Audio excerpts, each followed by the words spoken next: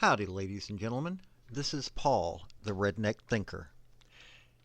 Thomas Jefferson said, "If you want something you've never had, you must be willing to do something you've never done." Benjamin Franklin said, "Without continual growth and progress, such words as improvement, achievement, and success have no meaning." Basically, get off your duff, get to working. You've got dreams, you've got goals. You've got to do what it takes to get them. Like, subscribe, comment, show what your opinion is. Let me know if you like what you've seen. And I thank you for your support. Howdy, folks. This is Paul, the Redneck Thinker. A report came out just recently, but barely is getting talked about because of presidential politics, the Olympics, all those major news issues. The report came from the Department of Justice Office of Inspector General, and it covers what went on during the George Floyd riots that happened in Washington, D.C., specifically focusing on the actions that were taken by then Attorney General Bill Barr. And it's not that, it doesn't look that good for Bill Barr. Unfortunately, he won't get any kind of anything other than a reprimand from what happened. But, I mean, considering how nasty these riots were from the Democratic Socialist Workers' Party and what they did in their riots. I mean, they caused, over the entire nation, they caused between $1 and $2 billion worth of damage. They harmed many people. I mean, just many people. So the actions of Bill Barr during the DC version of the riots needs to be talked about, and what was found needs to be talked about. So that's what we're going to do. Okay, so here's the short end of what was found. DOJ's command and control over its personnel was at times chaotic and disorganized. Multiple witnesses described AG Barr throughout the time period as being involved in making deployment decisions typically made by component officials, which at times resulted in DOJ's and DOJ components' standard practices and procedures being set aside with detrimental effects. Witnesses described being unsure who was in charge or making decisions. This is what you need to hear when you have dangerous felons destroying buildings, harming people, harming law enforcement. This is what you need to hear. I mean, this is what people need to think on top of that. These dangerous felons that have been coddled. This is what our response was. In several instances, DOJ law enforcement personnel were deployed to situations for which they were not trained or equipped. For example, at 5 p.m. on June 1st, AG Barr's chief of staff sent an email directing Federal Bureau of Prisons personnel to deploy to the White House immediately, but BOP staff received no guidance about their mission or rules of engagement, and thus arrived at Lafayette Park without needed equipment. In addition, the OIG found FBI deployments on June 1st and June 3rd, including an FBI-coordinated operation on June 3rd, to form a security perimeter north of the Lafayette Park encompassing St. John's Church at AG Barr's direction, lacked adequate planning, failed to provide sufficient guidance to personnel regarding their mission, and legal authorities by sending armed agents to respond to civil unrest for which they lacked the proper training or equipment, created safety security risk for the agents and the public. And one last short one was BOP deployed personnel without vests or jackets, clearly identifying them as BOP law enforcement personnel. Basically, Barr made a highly dangerous situation worse because of his actions. these members of federal law enforcement, no matter what your opinion is, they were having to face off against some of the worst scum in this nation, including members of our Congress. And they were being led by somebody who had no idea what they were doing, and they were making the situation worse by not knowing what they were doing. Now, part of the reason why Barr was so inept when it came to this riot slash insurrection, here's a paragraph. In addition to reviewing the department's role at Lafayette Park on June 1st, we also reviewed the department's overall response to civil unrest in Washington, D.C. in the days leading up to and following June 1st.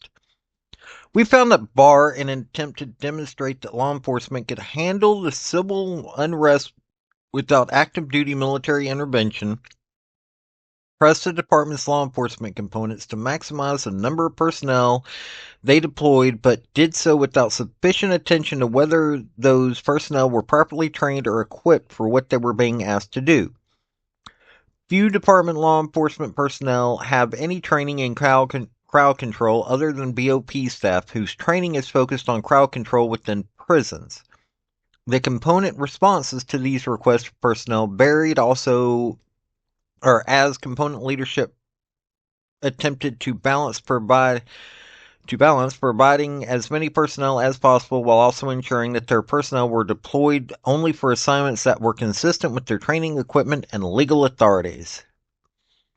So basically, it comes down to, yes, Barr's inept, but hey, at least he was trying to keep the military out of it, even though the National Guard could quite literally have been what was needed to augment the folks that were there, all the law enforcement, just like they did for the January 6th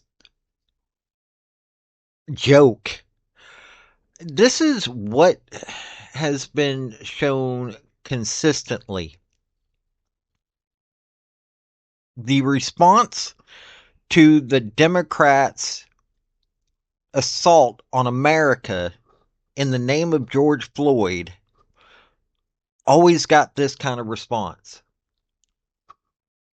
And let's look at who was actually there at the riots. Now, it wasn't just the Democrats that were using the riots to their advantage. I mean, basically, they were up there to try to scare people to vote Democrat anyway.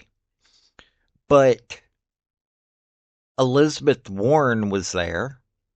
No duh. Kamala Harris was at the riots. John Lewis was at the riots. I'm not surprised that John Lewis was at the riots. In his later years, he was that way.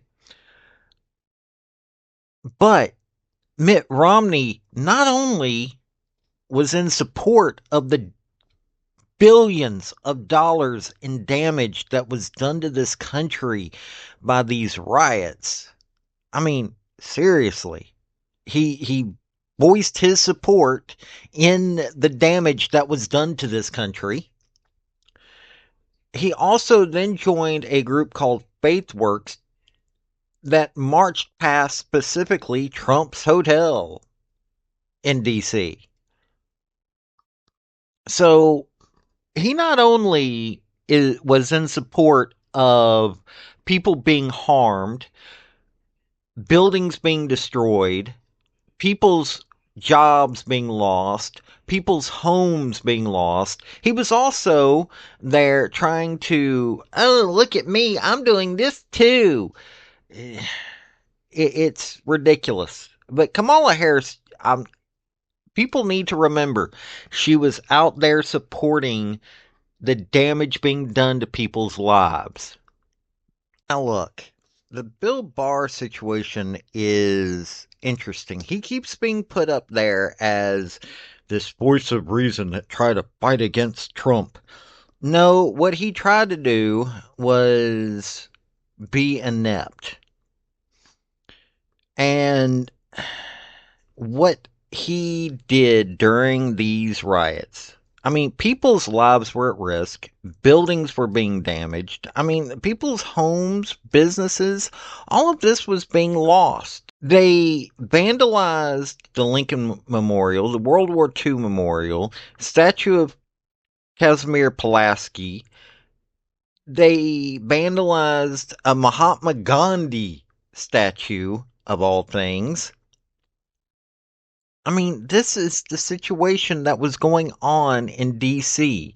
And Bill Barr was making it worse because he didn't know what he was doing. He wasn't listening to the people that did know what they were doing. And so people's lives were put further at risk. There were 60 Secret Service members that ended up going to the hospital that could have been backed up far better than what they were doing. These protesters were violent felon criminals. I can guarantee you, if they had actually arrested these people like they needed to, if they had done to these violent individuals what was done to the January 6th people, then you would find out that most of them were probably felons. This has been the case. It keeps getting proven. These people are already felons most of the time. And we're not talking about, oh, they got arrested for pot. No, we're talking people like what that kid shot in Wisconsin. People that attack women and children or are just violent to begin with. And so Bill Barr, being inept, made the situation worse. But hey, at least it's coming out. Folks, I just want to say thank you for listening.